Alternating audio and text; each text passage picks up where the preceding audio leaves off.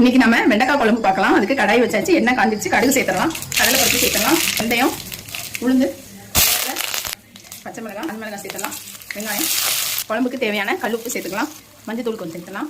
இது நல்லா வதக்கி விடலாம். பாதி நல்லா வதங்கிருக்கு. பொடியாக நறுக்கின வெண்டைக்காய் சேர்த்துக்கலாம். 5 வெண்டைக்காய் இந்த மாதிரி நறுக்கி சேர்த்துக்கலாம். இது நல்லா ஃப்ரை பண்ணணும். இப்போ வெங்காயமும் வெண்டைக்காயும் நல்லா ஃப்ரை ஆகட்டும். நம்ம இப்போ தக்காளி அரைக்க எடுத்துருக்கோம். இதில் ஒரு 10-20 தனியா விதைகள் சேர்த்துக்கலாம். தேவையான அளவு ஜீரகம் சேர்த்துக்கலாம். ஒரு கைப்பிடி அளவு வேர்க்கடலை சேர்த்துக்கலாம்.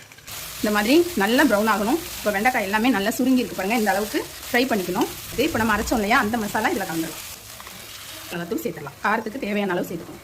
எல்லாமே கலந்து விட்டுடலாம். வெண்டைக்காயும் வெங்காயமும் நல்லா அதை வதக்கும் போது அந்த டேஸ்ட்டாக இருக்கும்.